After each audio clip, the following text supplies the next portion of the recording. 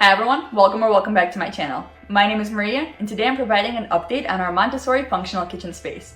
Now that we've had it for almost a year, I wanted to let you know what has worked, what hasn't worked, what updates we've had to make as Stella has gotten older, as well as any lessons that we've learned along the way to hopefully help you implement your functional kitchen space in an easier way. So to be exact, it's been about 9 to 10 months since we've implemented the functional kitchen, but I feel like at this point we have finally stopped making consistent updates to it, and I know exactly what has worked and what hasn't worked. The number one thing that definitely didn't work for us was trying to paint the sink. And I should have seen this coming considering I was painting plastic that would then be covered in water. But other than that, there hasn't been much that actually didn't work in our functional kitchen. So if you want to see exactly how we set it up, I'll link you to the original video. Having the backing in the functional kitchen has been really helpful now that Stella has gotten older and she's doing a lot more food prep and she's trying to actually hang things on the little hooks that she has. So anytime something falls and would have actually rolled off the kitchen, it gets stopped by that backing. Putting the contact paper on the countertop was also a great move. It's definitely prevented any kind of water damage, and there's definitely been a lot of spills in that kitchen, but I haven't seen any issues popping up under that surface. The only issue I have seen with that contact paper is the one corner that I knew was going to be a problem, and Stella finally did get to it and rip it off. So now I'm just waiting for some replacement contact paper to come in so I can go ahead and fix that up. We haven't changed anything about the way our water system works either. We still have just the same 1-gallon water bottle in the back and the same little container in the front. It hasn't created any kind of splashing or spilling or again any kind of damage to the bottom portion of that kitchen either. We did end up adding a little L bracket in the back to attach the little faucet to the actual play kitchen, and that way as Stella got older and she was very interested in trying to yank it out, she wasn't able to do so. In order to charge the faucet, we just used a little battery pack and we connect it to the back, usually overnight, so that again, once Stella is awake, I don't have any kind of battery and electricity next to her running water. Some things that we've needed to add as Stella has gotten older and has explored a lot more food prep now is a little trash can, a little laundry hamper, as well as a mini fridge. Now these aren't necessities by any means. None of this actually is. You may have seen in my vlogs that we also a lot of times do food prep simply at the waiting table. However, I have found that this space is utilized so much by Stella that it was definitely worth my time and money and my energy to set up for her, and it provides the extra storage that I needed anyway for her to have a place to access all of her cups and her plates and her silverware. So we did end up adding a little trash can, a little fridge, and a little laundry hamper because the position of all of those in our house is not very accessible to Stella to begin with, and our actual fridge is quite small, so it would be very difficult to carve out an easily accessible space for her to access her snacks without also allowing her to access some things that would not be very safe to her. So for us personally, this kind of setup has worked incredibly well. You will notice that compared to when we first started out, now Stella has access to real breakable, fragile plates and bowls and glasses, and she has access to actual silverware and multiples of all of these things. And this is something that we slowly worked up to. The same thing goes for her snack drawer. She has access to a variety of snacks. At this point, she's very into fruits, so she just brings all of her bananas, and I add a couple other options in there. And then in her fridge, I always have several cold options available. Again, this is something that we have gradually worked up to, and I'll talk about this in a second. If you are hoping to implement this kind of small snack section for your child, especially with that little mini fridge, this is the little skincare fridge that they have, and I will say that it is incredibly small. So it will only fit enough snacks for one child for one day, really. If you're hoping to do this for more than one child, or you're hoping to implement something where you can have ingredients for smoothies and for another snack, you may need to size up from the size that we have. If we're doing some kind of food prep that will necessitate Stella to have access to the fridge on top of her regular snacks, I'm having to take things out and put them back in.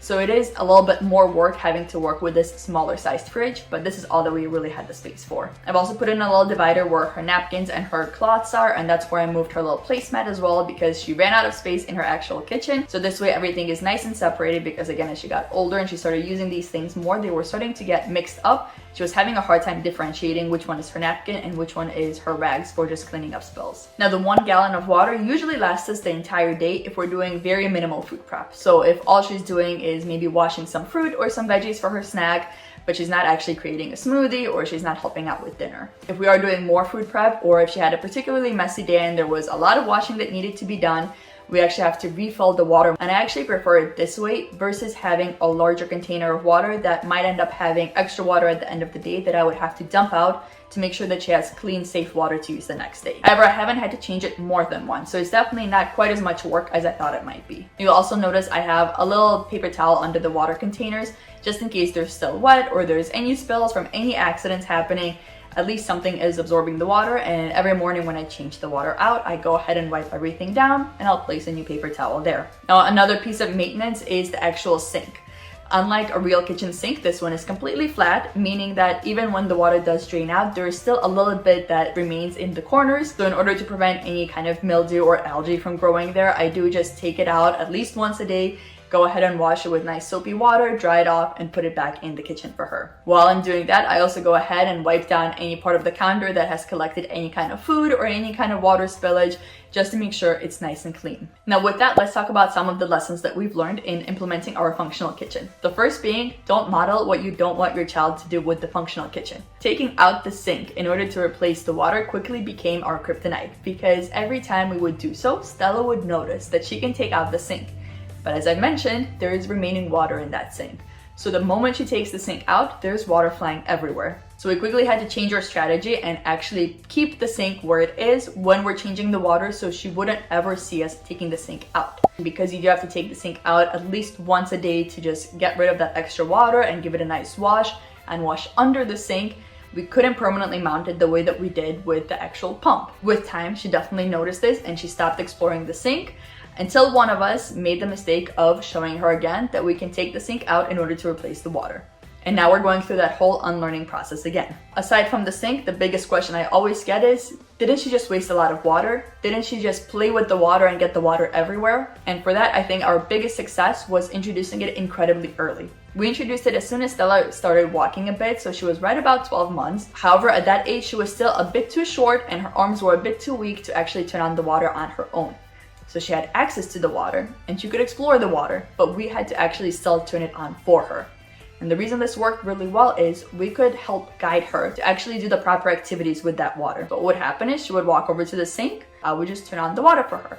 And then we would wash our hands, and if she kept going, I would let her continue to wash her hands. But if she started splashing the water, I would offer her something else to do that we're allowed to do in the kitchen. For example, washing a plate or scrubbing some vegetables. That way she started to associate that space with those specific activities as opposed to just splashing the water everywhere. Along with that, that is also when I introduced a lot more water activities for us in the practical life area. She had a lot more chances to practice pouring water or transferring water. And because it was also the summer, we were playing a lot more with the water outside.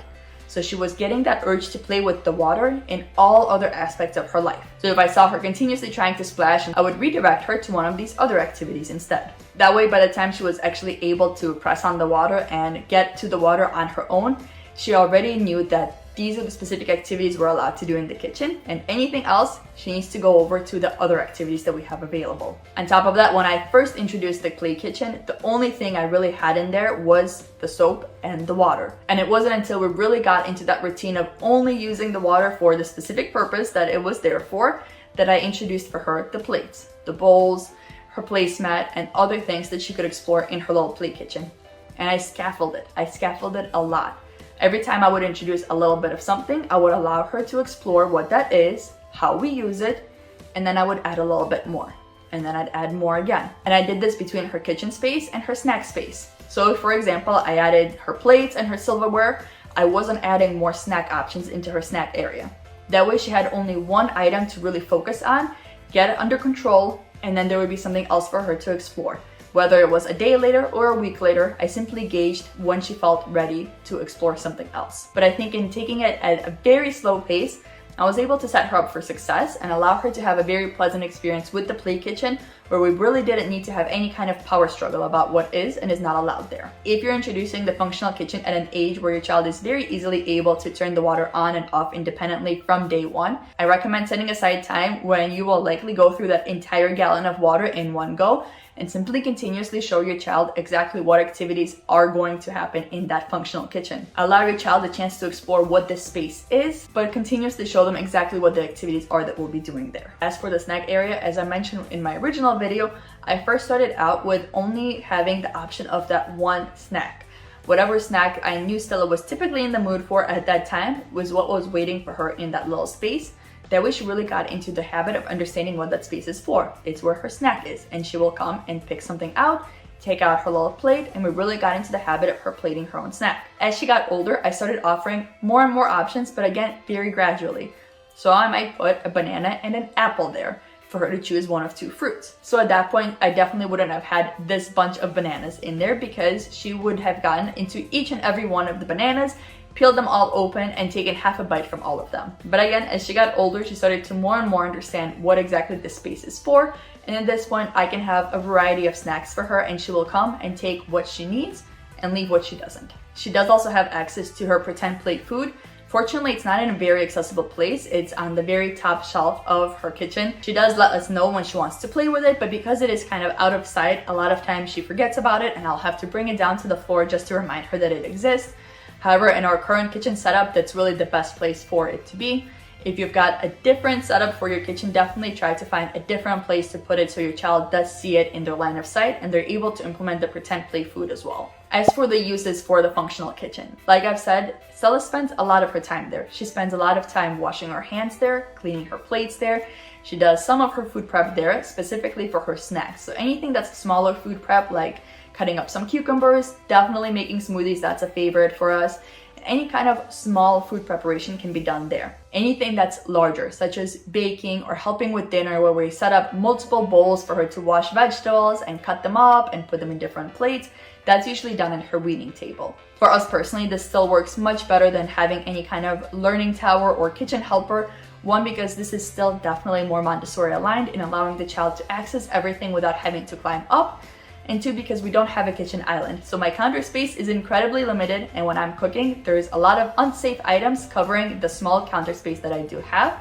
Having Stella have access to her own water source, her own place with all of her plates and bowls and utensils and anything she needs for food prep, as well as her own little counter space, has been incredibly helpful in getting her involved when she wants to, and also not when she's not in the mood for it. So I think my biggest piece of advice for you with the functional kitchen is to take it incredibly slow and have options for your child to redirect to, especially with the water play aspect. And if you notice your child doing something in the functional kitchen that isn't exactly appropriate behavior, such as taking all the napkins out, or maybe they're opening and closing that fridge door consistently, take this as a sign that there's something they're trying to explore that they're unable to explore with other activities that you have presented, or maybe they don't know that there's other activities out there that they can explore. The functional kitchen is definitely something that requires time and patience on the part of the adult, but it has been so incredibly loved by Stella and she has had such a blast with all the different things that she's been able to do there. So if you've been wondering if the functional kitchen is for you, take this as the sign to continue exploring that option.